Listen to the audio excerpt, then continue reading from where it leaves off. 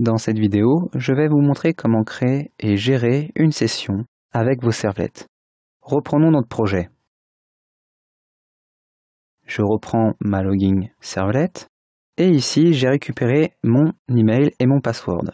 Dans un premier temps, je vais vérifier que mon login et mon mot de passe sont corrects. Si cela est le cas, je vais créer une nouvelle session et rediriger l'utilisateur vers la page protégée. Si ça n'est pas le cas, je vais tout simplement relancer la page login. Donc, si mon email est égal à guillaume@video2brain.com et que le password est égal à 1, 2, 3, 4, 5, 6, et sinon, je vais afficher mauvaise authentification et je vais rediriger l'utilisateur. Pour ce faire, je vais utiliser l'objet response et je vais appeler la méthode sendRedirect. Je vais lui donner alors le chemin vers lequel il va se rediriger. Je peux mettre tout simplement login. Dans la situation où le mot de passe et l'email est correct, je vais afficher bonne authentification et je vais créer une nouvelle session.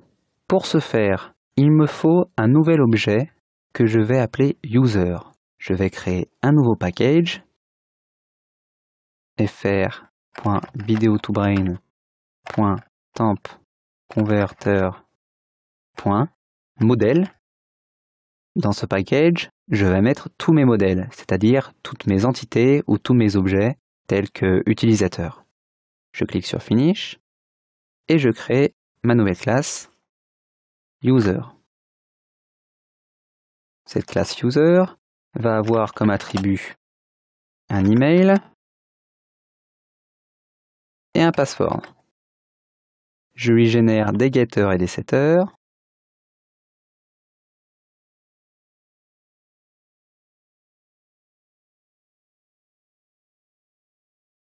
Et je sauvegarde. Je vais aussi lui créer un constructeur public.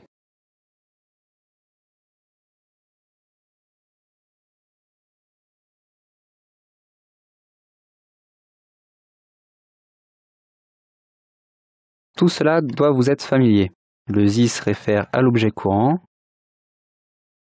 Ici, je crée tout simplement un Java Bean.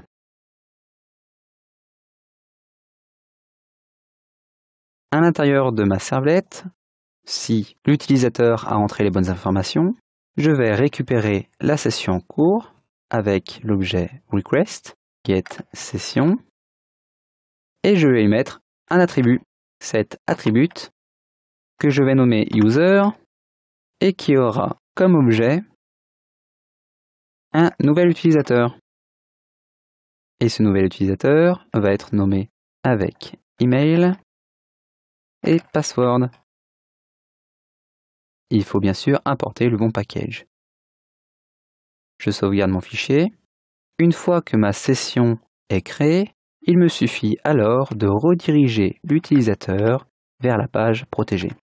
Pour l'instant, elle n'existe pas. Alors, je vais mettre sendRedirect login. Allons-y. Je relance mon application.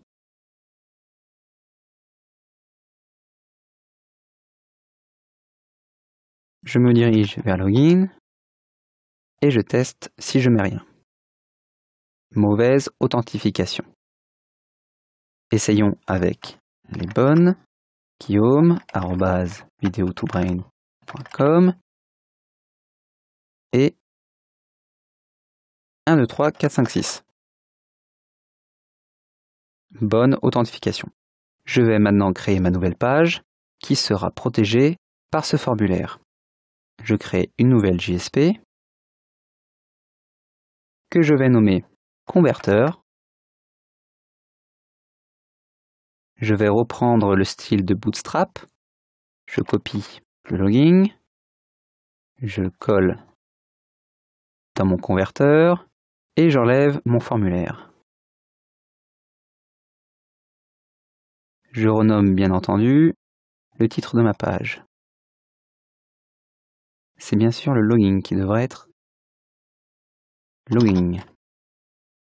Maintenant que j'ai ma page converteur, je peux rediriger l'utilisateur vers cette page lorsqu'il s'est correctement authentifié. Pour ceux qui suivent, il y a bien sûr un problème. Je n'ai rien qui est matché avec l'URL converteur. Il faut donc créer une nouvelle servlette et l'enregistrer dans le web.xml. Cette servlette pointera vers converteur.jsp. Allons-y. Normalement, rien n'est nouveau, vous devrez pouvoir faire ça tout seul. Je crée converteur servlette.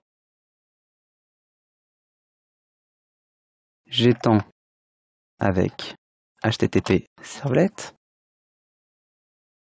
Et j'override la méthode doGet. Je supprime ce qu'il y a à l'intérieur et je redirige la requête vers la page JSP. Get request dispatcher /web-inf /converteur.jsp. Ensuite forward avec la requête et la réponse. Il me suffit donc maintenant d'enregistrer cette servlette dans mon web.xml. Pour plus de facilité, je vais copier ce qui existe déjà et le coller juste en dessous. Je peux reformater avec CTRL-A, CTRL-F. Et ici, je vais renommer les éléments. Donc, ce n'est plus login.servlet, c'est converteur servlet qui va être matché avec l'URL converteur. Exécutons notre programme.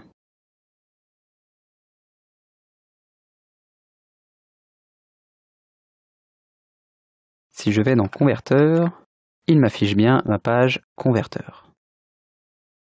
Essayons maintenant d'aller dans login,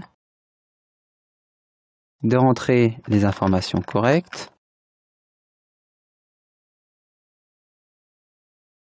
« 1, 2, 3, 4, 5, 6 » et je suis bien redirigé vers la bonne page.